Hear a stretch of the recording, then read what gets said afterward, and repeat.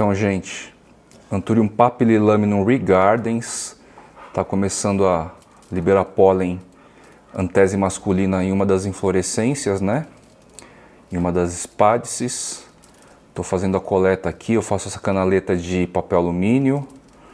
Vocês já viram isso em outros episódios. Com um pincelzinho assim vou batendo. Com a iluminação aqui a gente consegue até observar de vez em quando o pólen voando assim, o pozinho. No caso do Anthurium papillilaminum, o pólen são grãozinhos bem minúsculos, bem pozinho mesmo, bem refinado.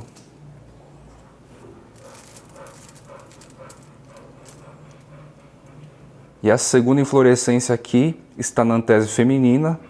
Talvez pela lente aí vai dar para perceber as gotículas brilhando nas pontinhas das papilas, tá? Anthurium papillilaminum, por quê? Cada pontinho aqui da inflorescência, da espádice, ele meio que sobressai. São as papilas. E aí eu vou transferir o pólen. Pego um pouco aqui e vou passando de baixo para cima, sempre. As fases começam sempre de baixo para cima. Ambas as fases. No caso aqui, então, estou promovendo uma selfie, né? Com duas inflorescências. Ocasionalmente, o Anthurium papillilaminum aqui, por essa raspagem que eu fiz, ela vai conseguir também gerar frutos. A selfie é possível de ser realizada com uma única inflorescência. Pode acontecer, depende muito da transição das fases aqui, tá? Nesse caso aqui vai ser mais garantido, porque eu sei exatamente que essa inflorescência na minha mão, ela está na antese feminina. As gotículas estão bem visíveis. Eu devo recolher pólen dessa inflorescência mais um tempo aí, né? Enquanto ela estiver produzindo. E como eu comentei, neste ato de ficar com a raspagem aqui na fase masculina, dependendo do estado de transição aqui, pode haver flores ainda da fase feminina que vão acabar capturando o pólen que eu raspo e passo aqui mesmo. E pode acabar gerando, então, neste caso aqui, uma frutificação ou frutificações, tá? Seria uma selfie com uma única inflorescência.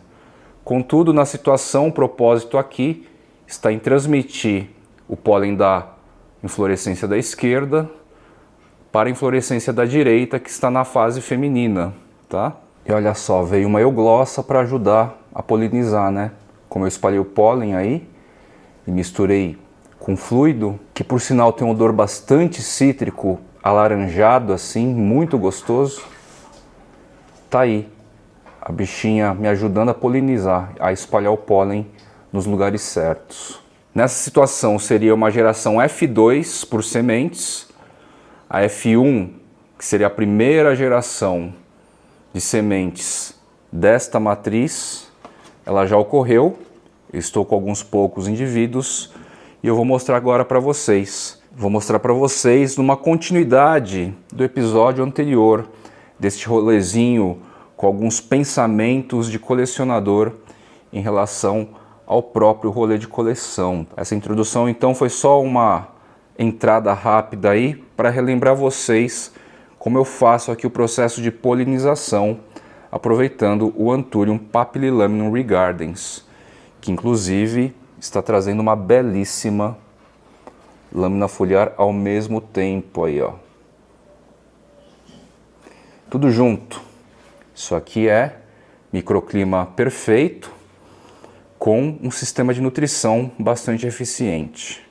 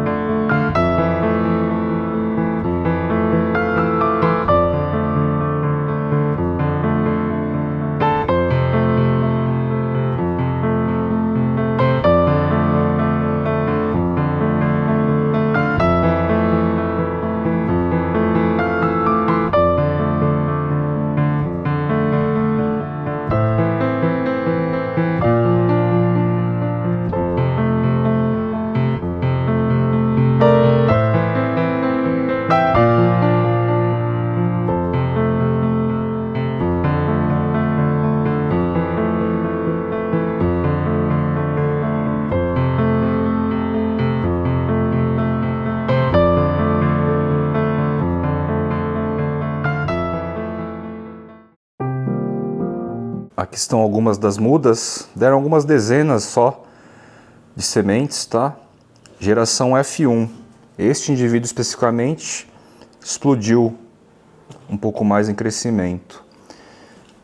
Voltando um pouco ao tema sobre coleção de plantas, colecionadores de plantas, nuances e características, um ponto que o pessoal levantou, ponto interessante, que o pessoal levantou a partir do primeiro vídeo, que está aí na tela, vídeo deste tema, pensamentos de um colecionador de plantas. A gente tem aí uma questão do preço, né, do bolso. A gente meio que sabe que colecionar plantas é meio que um poço sem fundo. E aí, alguns anos atrás, já trouxe sobre esse tema. Colecionar plantas tem um quê de acumulador, tem um quê de compulsão, tem um quê de obsessão, né?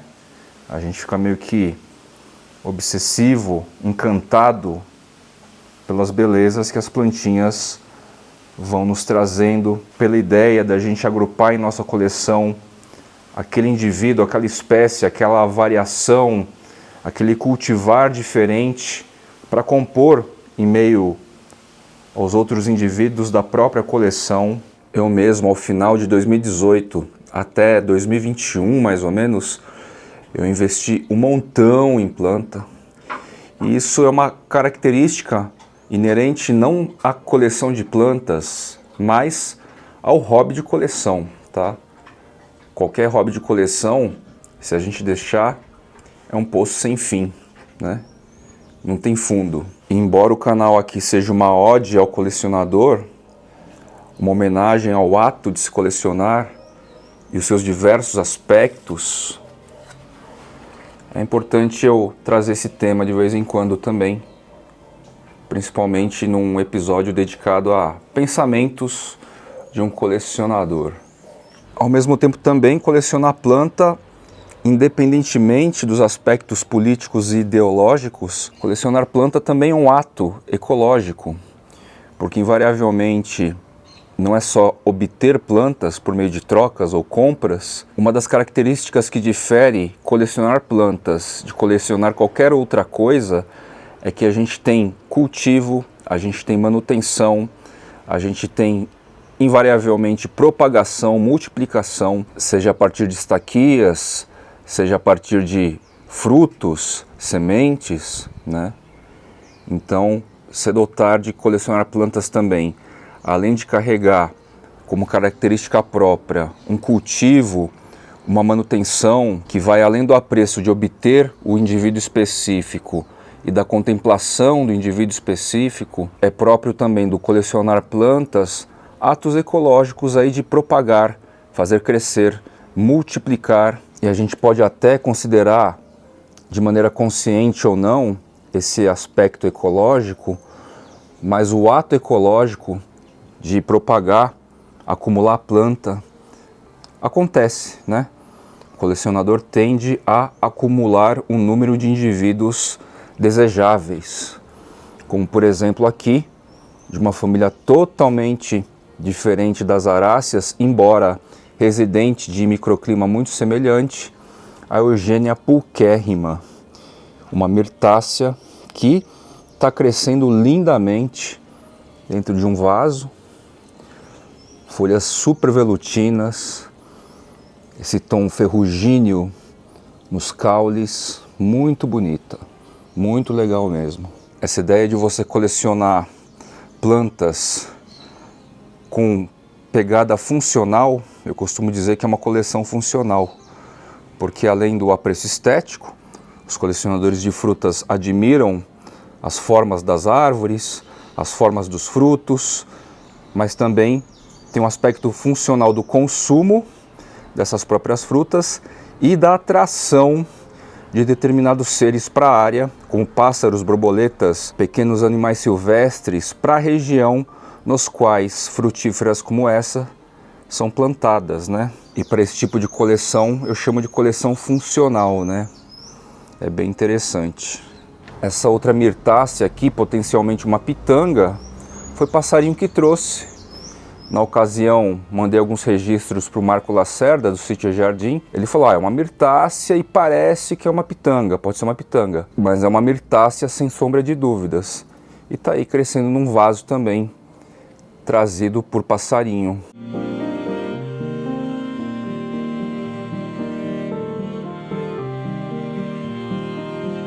Caladiums. E esse aqui é o Caladium clavatum, ou rubicundum.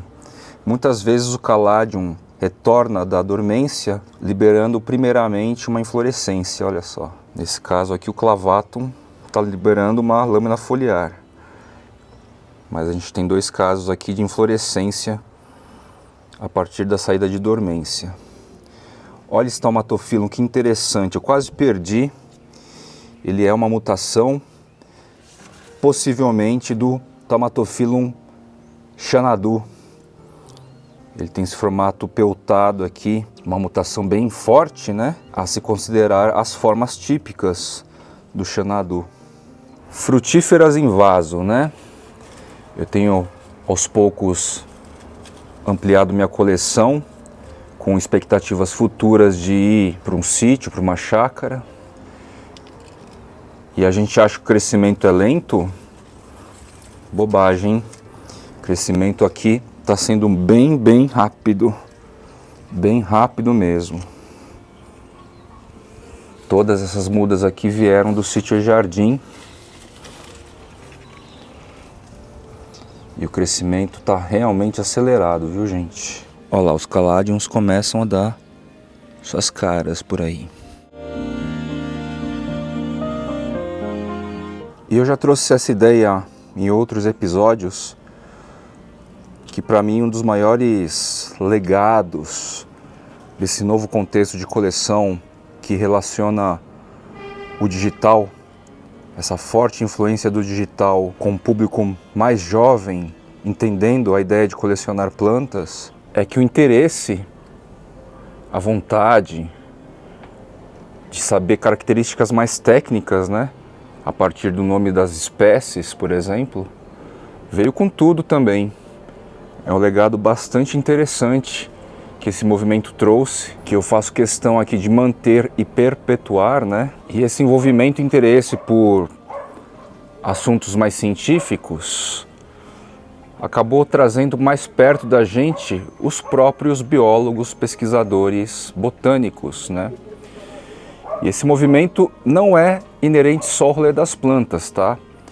O digital, principalmente, né? A gente acaba condenando tanto o digital por causa da qualidade mainstream de conteúdo, mas fora do mainstream a gente tem aí muitos cientistas em diversas áreas, cosmologia, neurociência, sociologia, filosofia. A gente tem alguns acadêmicos interessantes no Brasil se despontando aí no digital, encontrando neste meio a possibilidade de se aproximar muito mais do público, das pessoas, tá? E isso então acontece também no rolê das plantas, pelos meios óbvios aí que a gente já conhece, e ao mesmo tempo que a ciência biológicas, humanas, vai se tornando de maior interesse para um perfil de público não mainstream, mas o acesso está aí para quem quiser, né? E isso é muito legal no que diz respeito aqui a as formas que o contexto de coleção de plantas assumiu, se moldou nesses últimos anos aí. É um legado bastante importante que inclusive também já vai formando aí novos profissionais da área, né? Da área de pesquisa, das biológicas, da taxonomia.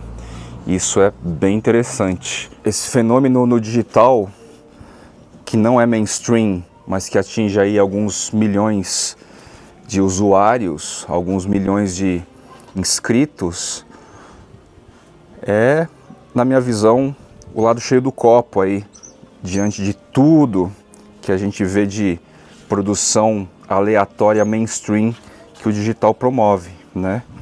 E eu acho que, para quem me segue há bastante tempo, desde sempre, embora tenha realizado muitas invasões e tudo mais, eu sempre preferi trazer um olhar menos mainstream e mais científico para as coisas, né? Isso porque eu sou um apaixonado pela área das biológicas e também porque eu acho que essa valorização da ciência é basicamente a valorização da educação, algo tão escasso, tão mal estruturado nesse país. Todos esses são pontos filosóficos inerentes à minha pessoa. O culto ao belo, então, é só a primeira camada, né? Todos nós, humanos, ao observar o nosso entorno e tal, a gente pode cultuar o belo sem necessariamente se atribuir de algum conhecimento. É como se fosse assim algo instintivo, algo herdado aí pelos nossos ancestrais. E a partir daí, a gente vai preenchendo lacunas cognitivas aí com conhecimento, né? Então, ao tratar aqui sobre a ideia de colecionar plantas, eu, como colecionador, consigo aqui associar ideias sobre consumo, sobre ecologia, os aspectos de horticultura, propagação, desenvolvimento técnico de formas diferentes de cultivar, né? Na hora que eu entendo, por exemplo, que os indivíduos dessa sementeira do Anthurium algebra, que começam aqui, ó, a despontar os cotilédones, eles vão crescer aqui num tanto e vão estabilizar, ou seja, a partir de funções epigenéticas, todos os irmãos aqui vão estabilizar num tamanho sem criar grande competição, para que todos, numa média, tenha esse aproveitamento. Primeiro, é muito legal notar esse tipo de comportamento relativo aos Anthuriums e provavelmente a milhares de outras espécies de outras famílias. E essa característica, invariavelmente, vai dar algum tipo de sentido ou ordem, se eu quiser, para o meu trabalho de horticultura aqui também, tá certo? A partir deste comportamento padrão, porque imaginem, se as plantas aqui, se as plântulas aqui crescessem de maneira desenfreada, ia acabar influenciando nas outras etapas aqui do meu processo de cultivo, né? Mas elas comportadas assim, com módulo genético de crescimento pausado, né, freado, isso aqui dá um outro sentido aí para as outras etapas de produção. Então esses temas estão intimamente conectados, e estão porque sou eu colecionador, trabalhando dessa forma, me interessando por estes detalhes e levando e compartilhando com vocês também, tá? Seja por interesse recreativo apenas, seja para, de repente, aplicar alguma coisa disso que eu tenho trazido. Lá atrás, com o Sérgio, da Cactus Brasil, da Midori, eu aprendi, por exemplo, que a begônia se propagava por pecíolo ou por folha. E no caso aqui, ó, por pecíolo, é muito interessante ter esse sentimento, essa produtividade, esse crescimento a partir dos meus atos, né, de horticultura. É muito gostoso de ver esse sentido de propagação, essa comunhão homem-planta, homo sapiens e planta. Na hora que a gente entrega para elas condições, ela retribui, né?